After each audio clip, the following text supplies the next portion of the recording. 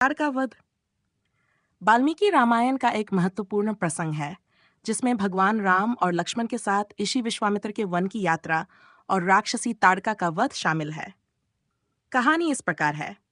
राजा दशरथ के चारों पुत्र राम, लक्ष्मण, भरत और शत्रुघ्न जब सभी गुणों से संपन्न हो गए और वेदों के विद्वान बन गए, तब एक दिन महर्षि विश्वामित्र राजा दशरथ के राजदरबार में पधारे। राजा दशरथ ने महर्षि का सत्कार किया और उनके आगमन का उद्देश्य पूछा। विश्वामित्र ने बताया कि वे एक विशेष यज्ञ कर रहे हैं, लेकिन मारीच और सुबाहु नामक दो राक्षस उस यज्ञ में विघ्न डालते हैं, जिससे वह पूर्ण नहीं हो पा रहा है। उन्होंने राजा दशरथ से राम को अपने साथ भेजने की मांग की, ताकि वे इन राक्षसों का संहार कर सकें।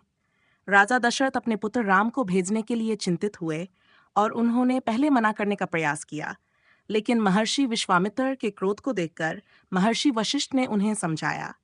अंततः दशरथ ने राम और लक्ष्मण को महर्षि विश्वामित्र के साथ भेजने के लिए सहमति दी।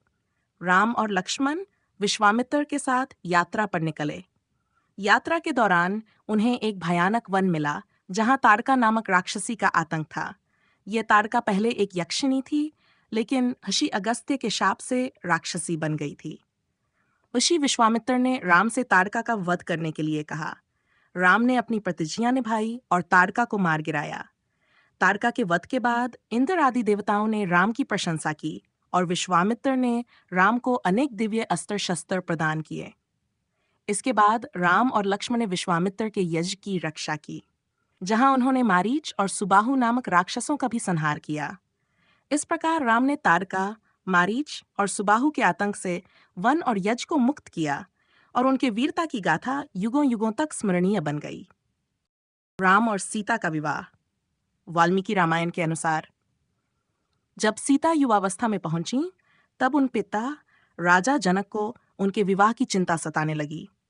जनक ने निश्चय किया कि वे अपनी पुत्री का विवाह एक स्वयंवर के माध्यम से करेंगे। इस स्वयंवर के लिए उन्होंने घोषणा की कि जो भी भगवान शिव के धनुष पर प्रत्यंचा चढ़ाएगा, वही सीता का पति बनेगा।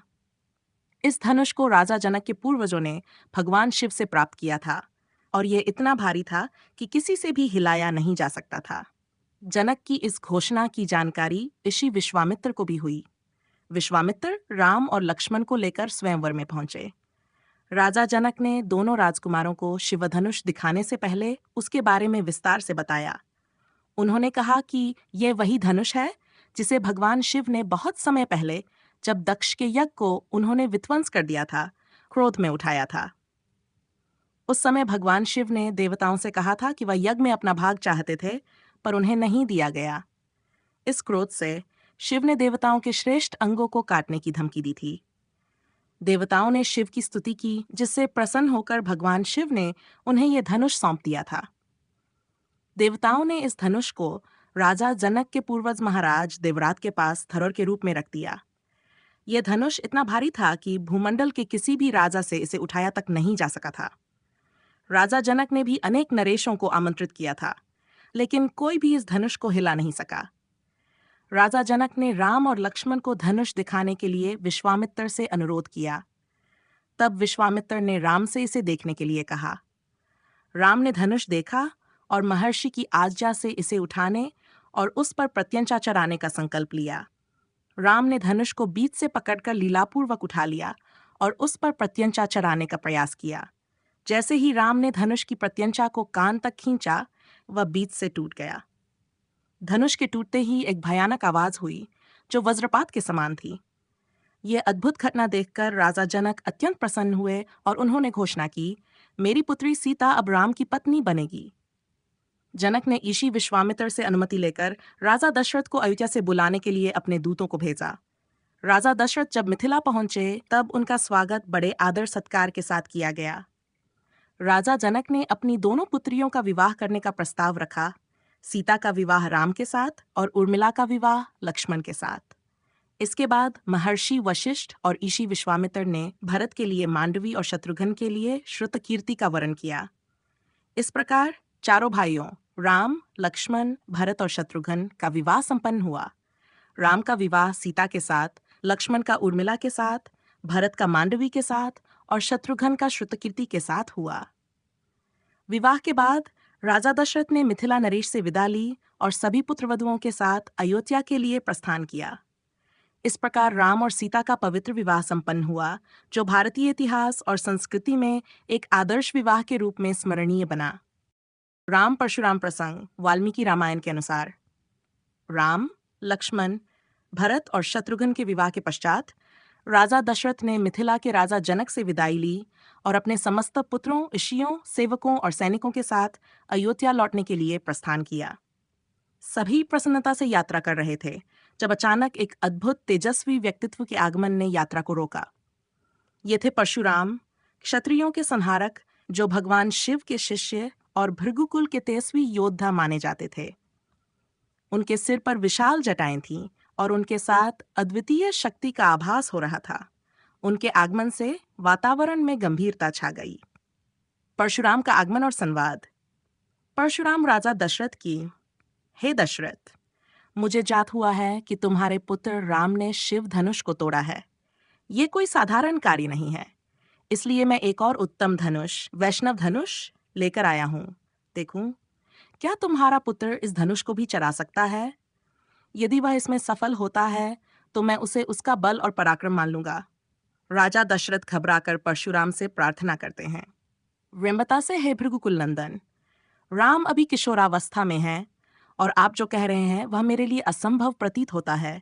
कृपया क्रोध न करें, हम सब आपकी महानता से परिचित हैं।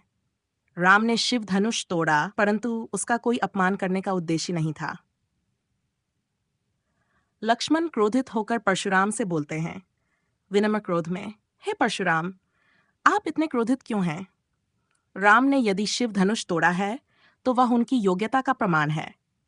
आपका ये वैष्णव धनुष लेकर आने का अर्थ क्या है? क्या आप ये मानते हैं कि राम आपके समक्ष नहीं ठहर सकते? हे बालक, तुम्हारे शब्द अहंकार से भरे हुए हैं। मैं तुम्हें अपने पराक्रम से परिचित कराना नहीं चाहता, किंतु यदि तुम मेरा अपमान करोगे तो परिणाम घातक हो सकता है। राम लक्ष्मण को शांत करते हैं और परशुराम की ओर देखते हैं। हे भृगुकुल शिरोमणि, आप ब्राह्मण हैं और मेरे लिए अति पूजनीय हैं। मैं आपका ये वैष्णव धनुष ग्रहण करता हूं। देखो, ये मेरे पराक्रम का क्या परिणाम लाता है। राम परशुराम से धनुष लेते हैं, उसे प्रत्यंचा पर खींचते हैं और बाण चलाते हैं। धनुष की प्रत्यंचा पर बाण रखते हैं, महर्षि, आप ब्राह्मण होने के कारण मेरे लिए सम्माननीय हैं, किंतु इस बाण को मैं आपके शरीर पर नहीं छोड़ूंगा। इस बाण को आप उन पुण्य लोकों की ओर छोड़ता हूं जिन्हें आपने अपने तप से अर्जित किया है।